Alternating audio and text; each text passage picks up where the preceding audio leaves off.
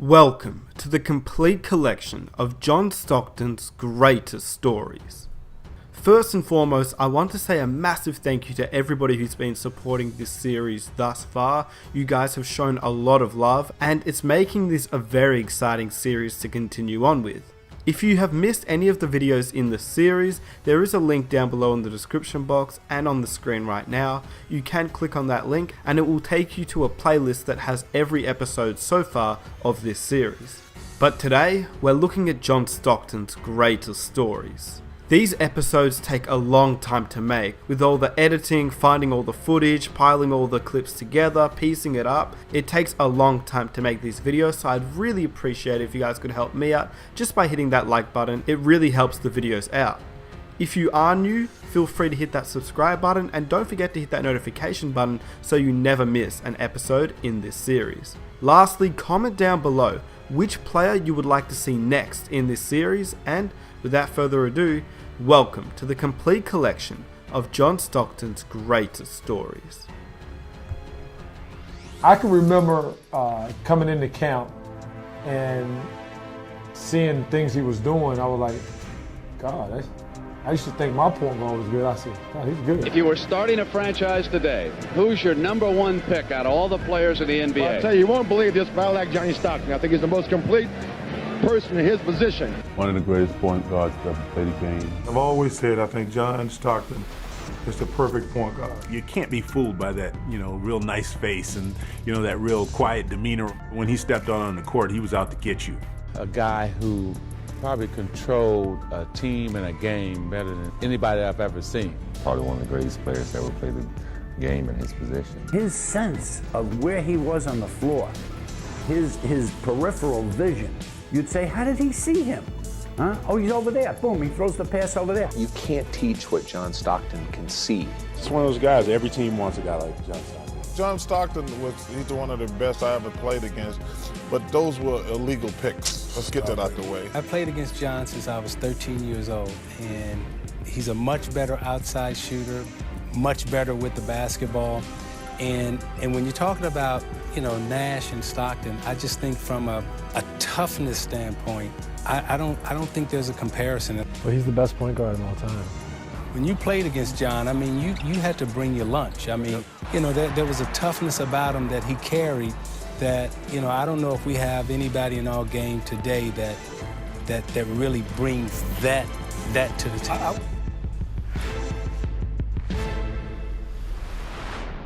Anybody really got under your skin? No question. Kenny touched on it earlier. You play a playoff series and you go against a guy over and over again. It's inevitable. And we played Utah 2 years in a row, 6 games, so 12 games against John Stockton. John was one of the strongest guards in the league. I don't know if you guys felt that. I got hit by one of them screens. Yeah, he was, but the toughness, the competitiveness, and I have the greatest respect for him. I see him away from the court, love him, great guy. But he was a dirty bastard. Whoa! Dirty bastard. Whoa, Steve Kerr! I'm letting it out. I've never seen a therapist about this. This is my time to let it out. There you go! I can tell you feel better. Take the couch. Playing this day. The tongue is out, full extension. Keith. Oh, and MJ and Stockton got involved. And Michael looked at Stockton and said, don't do that. And now Stockton comes up and gives it right back to Michael.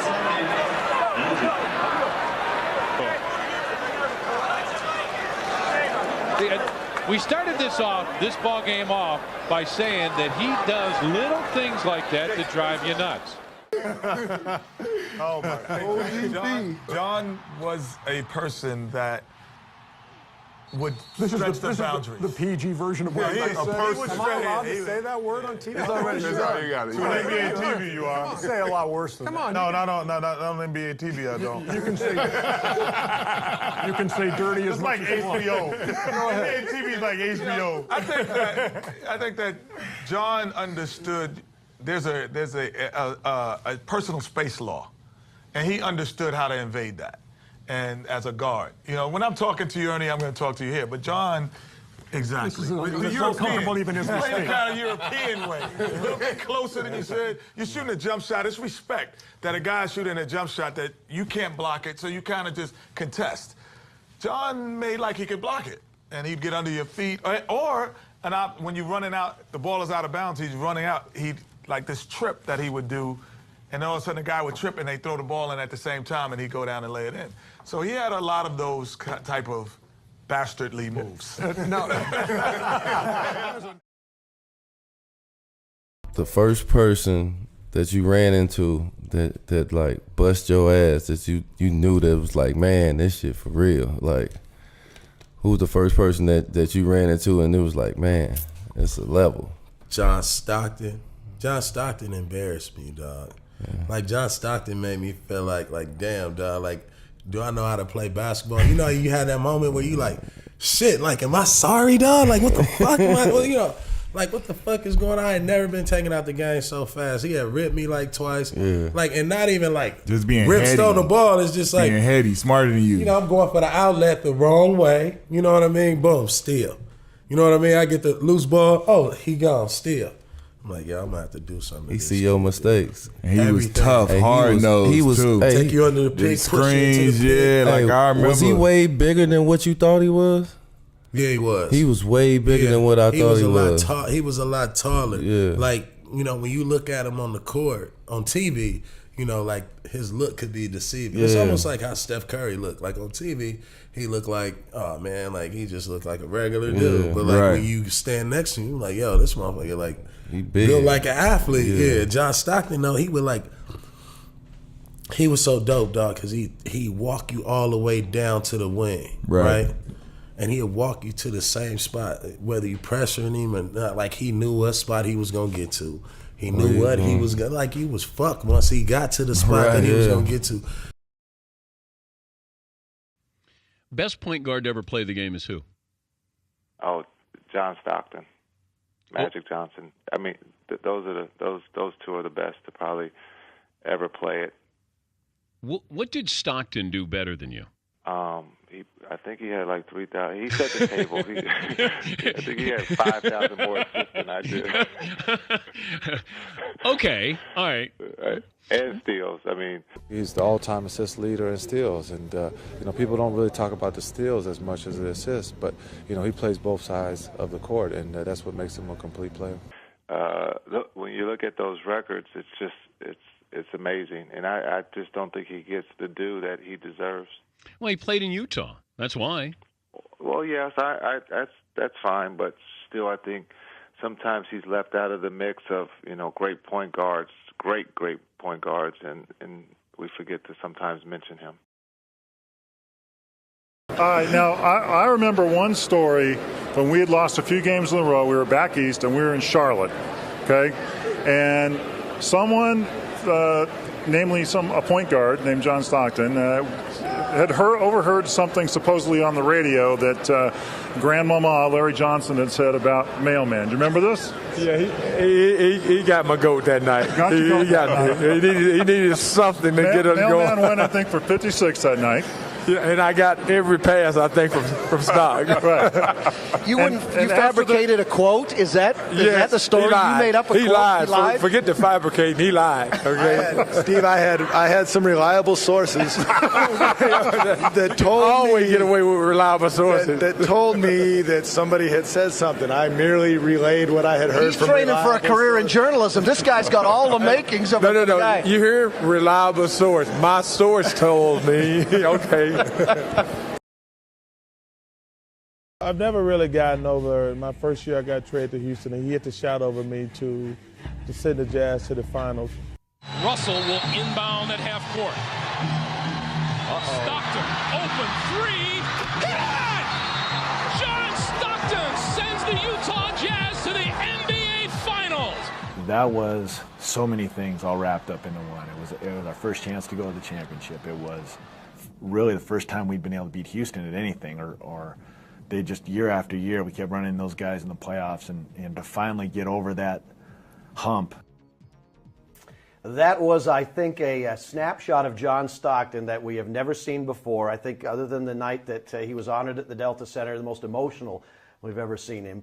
Welcome back to Primetime Stockton. And Larry, you watched that again, I saw, with great detail, attention to detail. Yep, and I got to tell you what happened in that play. And if you can see it again, it would mean even more. But at the timeout, the coaches are overdoing their thing, and Carl says, "Hang on." He says, "Let me tell you what we ought to do." He says, "Stockton, I guarantee you will be open." Now, and so they went to Stockton. Now, they called a pick. Okay, he didn't pick Drexler. He grabbed Drexler. Drexler wasn't going anywhere all night. and he didn't get called for it because they were watching Stock. And then the infamous Bill Walton, and he drilled it. That had to be one of the great moments in Jazz history. Stockton, open three. Good! I was going to come to you about that because so many people miss the pick, which is the reason the whole thing worked. And as Larry said, it really wasn't a pick. It was like 4th and 1, and you stopped the running back. Well, it's like in a game like that I think one of the all-time greatest games. You force a referee to make a call, make him make an offensive foul call, and not a lot of them would do it. So I had it in my mind that if it's any time that they're going to do it, which who knows what would happen, I said, you know what, Stock? I said, "You're going to be open." He looked at me, he said, "Okay." And Coach Sloan looked and just sit down. Like, you guys go on and do what you want to do. And I went out there, and it's like, that's the only thing that came to my mind is not just say bear hug him, but hold him and see what happened. And when Stock was so open, when the ball left his hand, I knew it was in. It's just one of those things. So it was like, man, it was unbelievable. Yeah. Most memorable play in your career? Oh, yes. By 4, that play right there. And he had a lot of them, but just that play right there. And I think that's the most excited I've ever seen John. But it's like some of the hits he took in the game for me. And people need to go back and realize half of those points I wouldn't have got unless I was wide open under the basket. But just the intensity and what he brought to the game was just, I don't know, it's just unbelievable. John Stockton was one of the toughest guys I ever played against there. We had a series in the playoffs. It was our first series in Sacramento, and we were playing against Utah, great Karl Malone and Stockton, and I felt that our team was in awe of them. We were younger, and so I told Coach Alderman before the game, I said, on the first play of the game, I'm going to lay Stockton's ass out. And Coach said, "Are you sure?" I said, "Yeah." I said, "Trust me, Coach. It's the first game. We just need to do it. Like, they're prepared for everything that's coming. They don't expect it." I lay him out on the screen. I'm talking about I lay him out, one of the best screens I ever did. Got my shoulder kind of in that head area, too, to kind of make it a little dirty. He pops up off the ground, pats me on the butt, and says, "Nice screen." Do you know how demoralizing that is? You know what I mean? So, yeah, he was one of the toughest guys, and I loved it, too. After that game, we would play him in the playoffs, and I would make rookies wait on the bus, and I would say, "Watch the baddest man in the world pull up." And they're like, "What do you mean?" They think I'm going to talk about, like, his cars and all this. And John Stockton would come to the game, literally in a minivan, pop his kids out, come in there, and bust us up. And he would show up, and he would probably have a plaid shirt on and, jeans or something. His hair parted neatly on the side. He'd be so unassuming. He'd be a guy that they'd probably check his ID in other arenas. Oh, yeah. You even thought he was, coming straight out of Catholic church, one of the kids up there, lighting the candles, or you thought, yeah, he was the valet. You definitely didn't think he was as bad a man as he was, but he knew that, and he knew that being unassuming was part of his swagger. So he knew that, and he used that to his advantage too. And every once in a while, on the bus, we would hear it from the back of the bus coming out. Some cliche that I had, And that guy wasn't ready. When we called on him, we pushed his button, but he wasn't ready. And John could imitate that. Dantley, you're making $1 million a year. Griffith, you're making 500,000, 300,000, 600,000. What's Larry Bird worth? 18 million, 20 million? He's kicking our butts. He was trying to motivate us. We were down by 20, so we went out and lost by 30. A guy who still apparently gets in fights at pickup games, if we can believe what we hear in Spokane, Washington. Well, the thing about Stock, and I have to go back to Coach and Larry, one of the, if not the toughest player I ever played with. Literally, guy used to, when he used to set picks for me, and I felt bad. I knew the ball was coming to me. Every single time he would set a pick, in every game, I would say, God, Stock, be careful. And he looked like, what, you know? And then after the game, his shoulder would be literally swollen. And I just remember a time in training camp where we was going after a loose ball. And, of course, I hit Stock thinking it was somebody else who was picking on Stock during the practice, another guard, because we, you know, had our little thing, and it was Stock. So I hit the wrong guy, and Stock just brushed it off. Like, well, I knew what you meant to do, but he was like one of the toughest guys that I've ever played with. You said that he was the one guy you just could not get under his skin. That you couldn't get under their skin. Were there John guys? Stockton. John Stockton. Really? Could never. How is that? Because John Stockton never said anything to no one. He didn't never say nothing to me. When I go at him and I say something about him, he'll just walk like he didn't see me, like I wasn't even there. He doesn't go out there and play around with the game. He's very serious about it. He's a smart basketball player. You know, everybody say he's dirty, but I think that's wrong. I think that's not a statement for him. I think that Haitian doesn't understand. He goes out and play basketball the way he knows how to play, hard. He always just stayed away from me. He didn't say a thing to me, and it got to me so much because what he did was he just didn't pay attention to me. And then if I say something, anything about him, I cuss or anything, he'll just walk away. And that was a problem. When you don't give me a response, that really hurts me because then you're not listening to me. And he was the only guy that ever did that, never listened to me. And I said, what am I doing? And then all of a sudden, he'll tell me, he'll take a charge, he'll get me on the bench, and then he'll just look at me and nod. And then I figured it out. I said, I gotta stop talking to him. I just gotta play him. And I got to beat him with what he does. Don't say nothing to him and go at him. And when I start going at him and I figured him out, they start doubling me and they start switching players on me. And they didn't let him guard me at one point. And then I said, okay, I figured him out. I figured him out. Don't say nothing. Just go at him.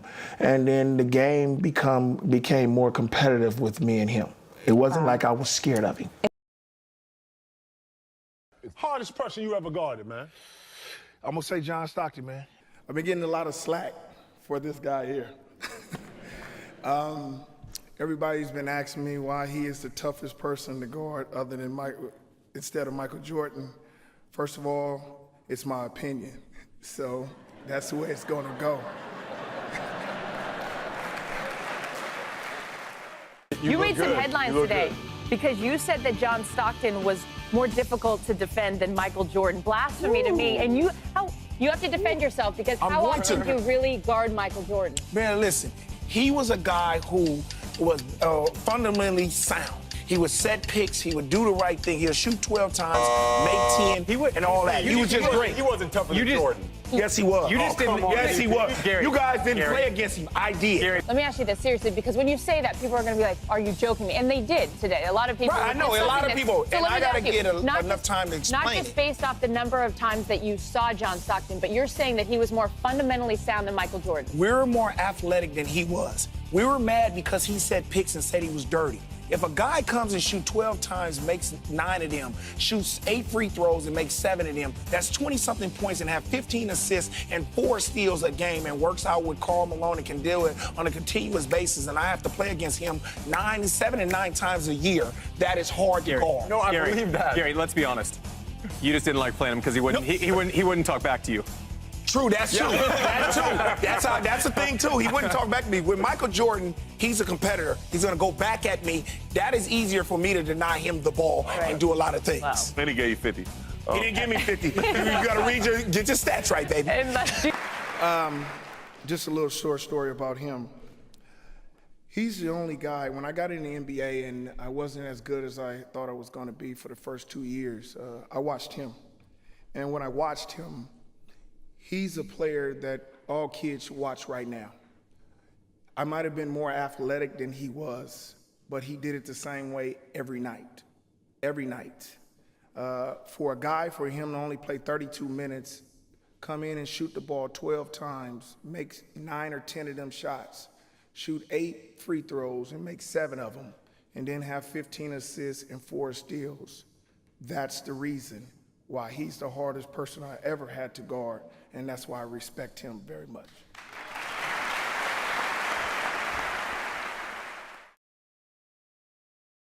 Players were playing Pop-A-Shot with each other, and it was winner stays on. Well, after we've been playing for a while, this 12-year-old kid in a wheelchair comes up to John and wants to, or comes to the, can I play? You got, yeah, you can. Well, it turns out the kid's pretty good. And it's apparent that he's going to beat John. John gets up and starts blocking his shot. And I thought, wait a minute, there's something wrong with this picture. And then I realized there wasn't really anything wrong with it. It was just a very clear definition of how competitive John Stockton is. One of the stories I got is his toughness. We was a Tournament of Americas, and we was in Portland, Oregon, and he did something to his leg where his leg actually wouldn't bend back out. It would always flare up every now and then, every 1 or 2 years, actually, where a bone would pop out. So we had training camp in Chicago, and we stretching. As we were stretching, ready to get up, Stock couldn't get up. So he looked over at me and say, so of course I knew what it was. So he called a trainer over, the trainer from Miami, and he said, look, you need to pull on this really hard and it'll pop back in. Well, this guy here wanted no liability at all. So I watched as he did it himself. When he went to the Olympics, he had a broken fibula, and a lot of players, it would have been a way to cop out. I made the Olympic team, but I broke my leg or something. But he continued to compete. There are a lot of great players in this league, but somehow they seem to get injured or miss games. And John Stockton, you pretty much can pencil in 82 games every year, and you know what you're going to get. And it doesn't matter if he's banged up, if he's sore, if he's hurt. You know he's going to be there. You know he's going to play the minutes, and you know he's going to produce. He shouldn't have played a number of games, and he was hurt sometimes so bad that I wouldn't even get eye contact with him in the game. I'd just say, how you doing? Oh, I'm fine. I'm ready to play. Never use excuses.